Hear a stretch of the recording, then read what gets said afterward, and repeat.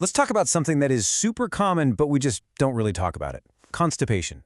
You know, it affects a ton of people, but trying to find clear, straight-up advice can be really tough. So today, we're going to cut through all that noise. We are going to walk through a simple, evidence-based guide to understand what's going on and how to manage it step by step. So here's our game plan. We'll kick things off by figuring out what constipation actually is. Then, we'll dive into the common causes. From there, we'll look at the fixes you should try first, climb up the treatment ladder based on real evidence, and wrap up with something incredibly important: the red flags you absolutely cannot ignore. All right, first up, what even is constipation? You might think it's all about how often you go to the bathroom, right? But the actual clinical picture is, well, a whole lot bigger than that. So what are doctors actually looking for? It's not as simple as, oh, I didn't go today, so I'm constipated. The real definition is about a specific pattern of symptoms. And believe it or not, how often you go is just one piece of that puzzle. And this is where it gets really interesting. Doctors are looking for a whole cluster of symptoms. Things like going fewer than 3 times a week, sure, but also straining, having hard or lumpy stools, or that awful feeling like you're not fully done.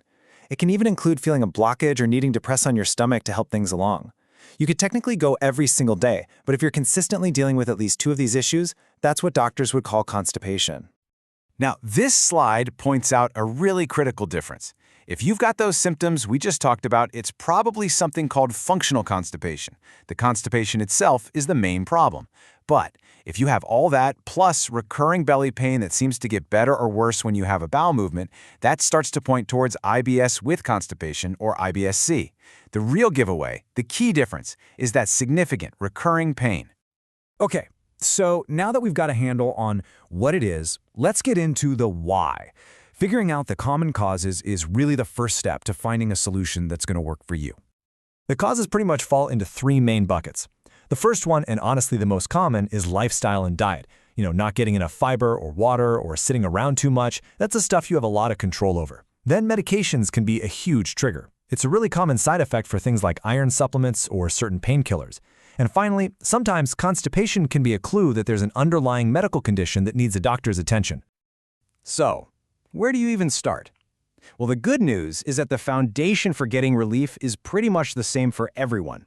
It all comes down to 4 simple but really powerful habits that are your first line of defense. Let's break these down. First, add more fiber, but do it gradually. Too much too fast is a recipe for bloating. Second, and this is non-negotiable, as you add fiber, you have to drink more water. Think of fiber as a sponge. It needs water to do its job and soften everything up. Third, get moving. Even just a daily walk helps get your gut moving too. And finally, try to get into a routine. A great tip is to try going after breakfast, because eating triggers a natural reflex that basically tells your colon, hey, it's time to make some room. And whatever you do, don't ignore the urge to go. Now, what if getting all that fiber from food feels like a full-time job? Supplements can definitely help. And when you look at the science, one name just keeps popping up again and again: psyllium. It's a type of soluble fiber that creates gel, makes stools softer, and it's backed by a ton of research. It's kind of the rock star of fiber supplements. But what happens when the lifestyle changes just aren't cutting it? Look, a lot of people find themselves in this spot, and it is nothing to feel bad about. It just means it's time to look at the next step on our evidence-based treatment ladder. So when those first-line fixes aren't quite enough, the medical guidelines are really clear on the best first choice for an over-the-counter medicine: polyethylene glycol, or PEG. You might know it by brand names. It's what's called an osmotic laxative, which is just a fancy way of saying it works gently by drawing more water into your colon. This softens things up, and the best part is it has really strong evidence showing it's safe and effective even for long-term use. Think of this as your step-by-step plan. You start with something like PEG for regular ongoing management. Now, if you need immediate, oh my gosh, I need help now relief, that's where step 2 comes in, a stimulant laxative. These work completely differently. They make the muscles in your colon contract. They're like the fire extinguisher. You use them for an emergency, not for everyday fire prevention. So they're only meant for short-term rescue use, not a long-term strategy. And it's so important to know that the ladder doesn't end with what you can buy at the pharmacy. If those options aren't giving you relief, please don't just give up. There are some highly effective prescription meds that work in very specific, targeted ways. This is definitely a conversation to have with your doctor if you're still struggling. Okay, this next section is without a doubt the most critical part of this whole explainer. This is your safety net. These are the signs that tell you it's time to stop trying to fix it yourself and to go see a healthcare professional. I really need you to pay close attention here. This is the single most important takeaway. If you experience any of these alarm symptoms, things like blood in your stool, losing weight without trying, or a sudden new case of constipation out of nowhere, especially if you're over 50, you have to stop self-treating and see a doctor. Full stop.